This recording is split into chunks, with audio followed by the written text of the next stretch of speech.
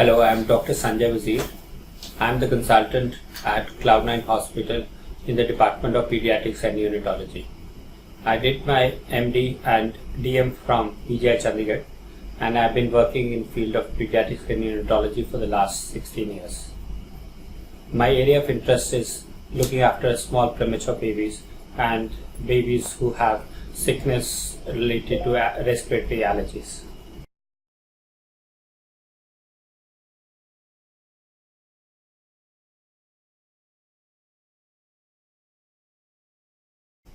So Diwali is a festival where people, like to meet each other. They visit each other's house, and that happens both at the time of Diwali and 1 to 2 weeks prior to Diwali.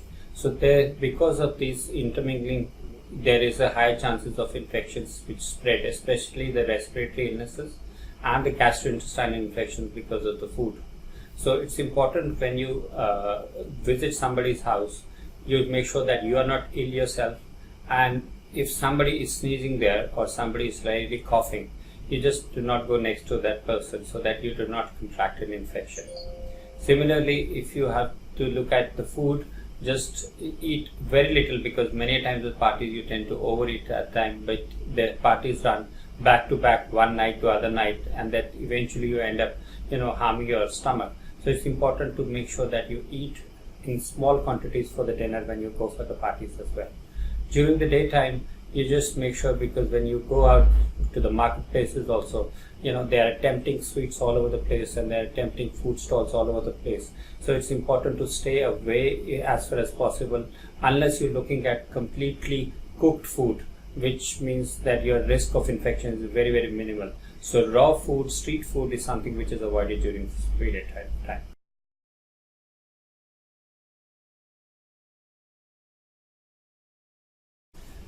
So, when we talk about a baby, we just look at a newborn, and then you look at an slightly older child, a toddler, and a preschooler.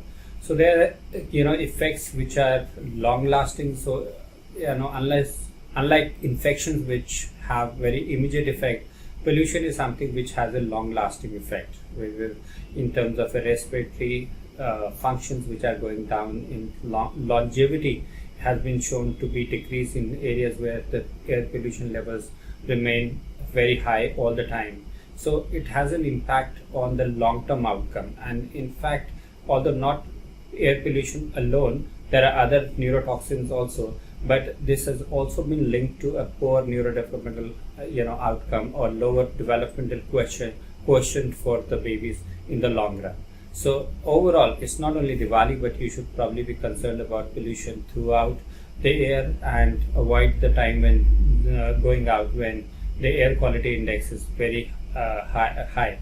And especially this is relevant for children who have underlying cardiac disease or underlying respiratory illness or an allergy, who tend to get very worse immediately with the onset of high air pollutant levels, especially the PM 2.5 particle levels. Diwali is the time when you probably have this PM 2.5 and the other gases which are the known air pollutants going up very high. So during that time, it is important that you probably do not go out when the levels are very high. Look at there are indicators available on the net, and you can find out about the air quality index of any city in the world on that particular website, and you could just look at the value. If it is very high, especially if it is more than 300 plus, it's a good idea not to go out, or go out with a mask which has air filtering mask, and if possible then use a air purifier if you are inside. As far as the noise is concerned, sudden exposure to the noise can lead to a long-term damage. If it is an acute very high decibel sound, then it can even cause a rupture of the eardrum. So avoiding or taking children very close to bursting crackers is something which is not a great idea. So if you still want to take them out, you can search the internet for variety of noise cancelling headphones, or you can get the air muffs which are available, that you can put on the air and then can help reduce the effect of noise pollution.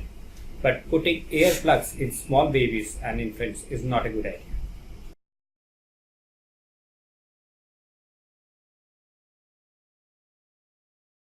So when you talk about tips which during and after Diwali, so the things that you just need to, as I just mentioned, you need to look at the air quality index outside and your amount of physical activity that you're going to do. It should be determined by the amount of air, the amount of pollution that is there. So if the pollution levels are very high, at that time doing a lot of physical activity is not going to be a good idea, because you're going to breathe as much faster, and if you're going to breathe that faster, you're going to take in air much more deeper inside the lungs. And the second point that you need to take care of the air pollution is that the outdoor air pollution is as bad as the indoor air pollution. So you should make sure that you vacuum your house once a week, so as to ensure that all the pollutants are taken care of. You could probably use sometimes the plants which are air pollution, those air pollutant, anti-pollution plants which you can keep inside, but make sure you don't have flowering plants inside, because they can lead to pollens getting higher in intensity and then can worsen children who have already a pre-existing lung disease.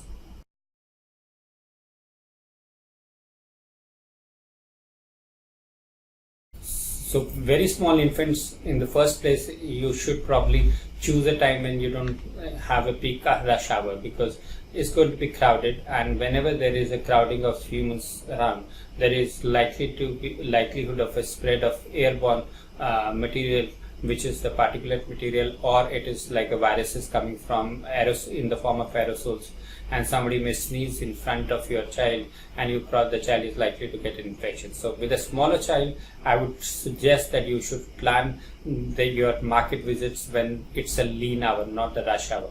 However, having said that, then even if you have planned in a way, or it is unavoidable that you want to go at a rush hour also, just make sure there are two things: that the children tend to get hungry very frequently. So once you're starting your journey from home, make sure you have enough eatables in your kitty, so that they don't get hungry and ask for a street food at the marketplace. Second, that you need to see wherever people are in the market also, there would be areas which are lightly concentrated and the areas where there are more people there. So in the more people area, smaller children should avoid, again for the risk of respiratory illnesses. Third, any show which is very bright light or flickering light, or there is a very loud music being played, like a kind of a pub, or what is a dance, or any kind of a shop where music shop also very loud. Just try to avoid those particular shops, at least like when you are going out in those areas.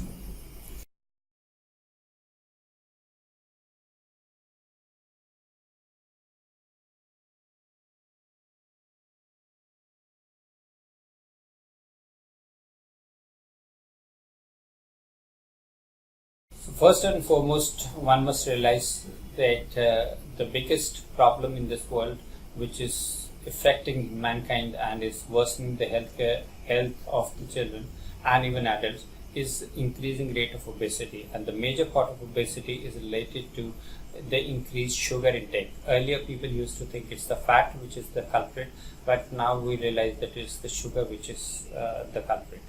Now the second point is that sugar, introduction of sugar very early in the course of the infant's diet, and making him have the preferences for sugary things would tend to cause children to have long-term sugar preferences, and it's difficult to get rid of those later in life. So when you start early, make sure before the child reaches 1 year of age, you should make sure that you should get your house free of chocolates and sweets and other things.